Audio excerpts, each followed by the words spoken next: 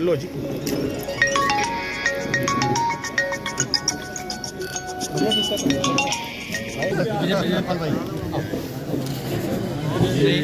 थोड़ा सा आगे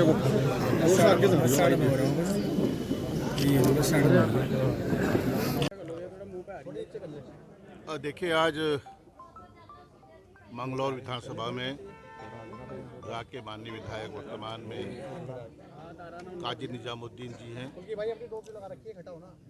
एक बड़ी रैली वहाँ पर आयोजित की गई थी, जिसमें मुझे भी प्रतिभाग करने का अवसर दिया गया और निश्चित रूप से हरिद्वार से ही तस्वीर बदलने जा रही है।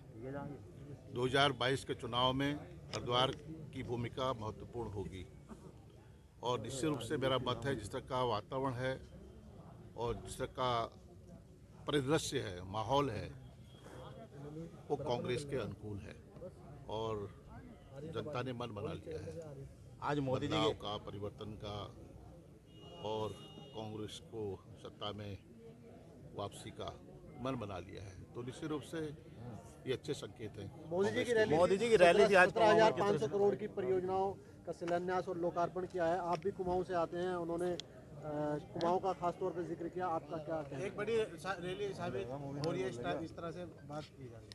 अब देखिए, अच्छा होता कि पहले चुनाव से 2-3 साल पहले अगर ये इस तरह की घोषणाएं होती तो धरातल पर दिखाई देती, लेकिन चुनाव जो करीब है, आचार संहिता कोड ऑफ कंडक्ट लागू होना है जल्दी ही, कुछ दिनों में ही।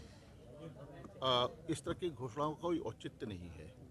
जनता सब जानती है ये चुनावी शगुफे हैं, चुनावी घोषणाएं हैं और जहाँ तक विकास की बात है, विकास का जो उनका अवधारणा है बिल्कुल निर्मूल है। कहीं उसके कोई जगह नहीं, धरातल पर जगह ही नहीं है। खोखले वायदे, खोखले नारे, सबका साथ, सबका विकास, ये सारे जितने भी इनकी ये स्लोगन्स हैं, इनका कोई औचित्य नहीं है, न इनमें कोई भरोसा कर रही है आंध्र प्रदेश की जनता। आप जो है चुनाव समय पे होंगे, अभी चर्चा चल रही है कि चुनाव बीजेपी। अब देखिए ये तो अब इलेक्शन कमीशन, रावत जी ने भी कहा था कि बीजेपी। आपको क्या लगता है कि पार्टी भाजपा क्या चाह रही है? दबाव बनाया, कांग्रेस ने उस लड़ाई को लड़ा। एक दलित समाज की, हमारी परिवार की महिला के साथ इस तरह का छूआछूत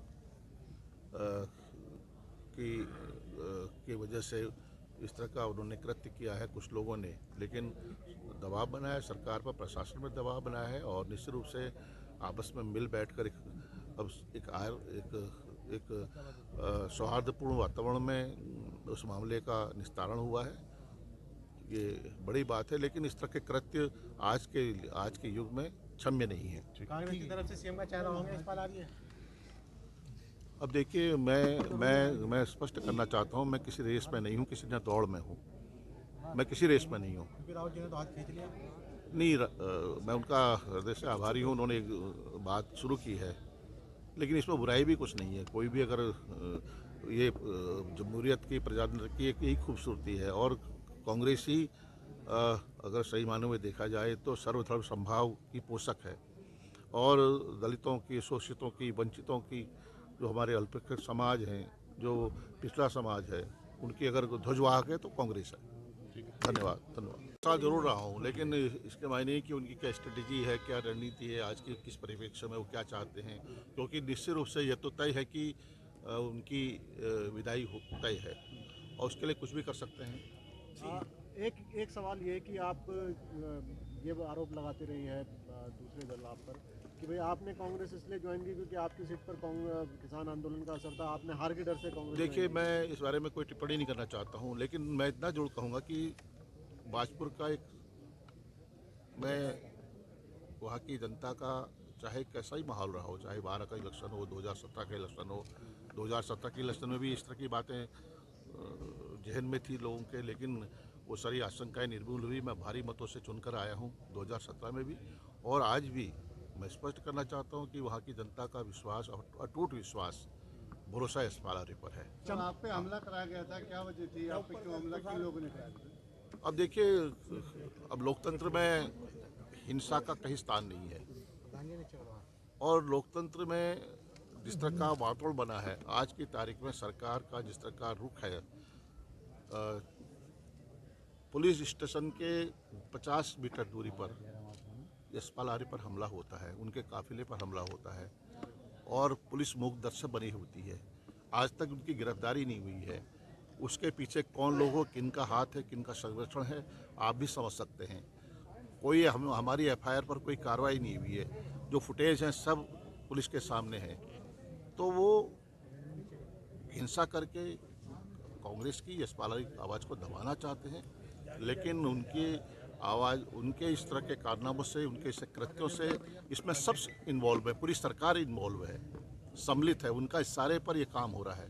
अगर प्रदेश सरकार इस तरह की घृणित कार्य करेगी, इस तरह का डर और भय का वातावरण पैदा करेगी, लोकतंत्र को कमज़ोर करना चाहेगी, आवाज़ को दबाना चाहेगी, तो लोकतंत्र बचेगा कहाँ। लेकिन हम डरने वालों में नहीं हैं। कांग्रेस का तो एक इतिहास है, जिन्होंने आज़ादी की लड़ाई में अंग्रेजों के खिलाफ इतनी बगावत की लड़ाई लड़ी और देश को आज़ाद किया है। हर लड़ाई को हमने मजबूती से लड़ा है। तो हम क्या कांग्रेस इतनी कमज़ोर हो सकती है? कमज़ोर कांग्रेस ऐसे कृत्यों से कमज़ोर नहीं होगी। कुछ और लोग भी बीजेपी से आ सकते हैं कांग्रेस में। भाई साहब, आप तो आगे, बाकी जो गए थे वो कब आएंगे? उनकी घर कब वापसी हो रही है? अब देखिए अब जो लोग आना चाहते हैं उनकी भावभंगिमा देखिए, उनका वो बॉडी लैंग्वेज देखिए, उनका सब कुछ जाहिर कर रहा है कि वो वहाँ असहज हैं, वहाँ घुटन महसूस कर रहे हैं।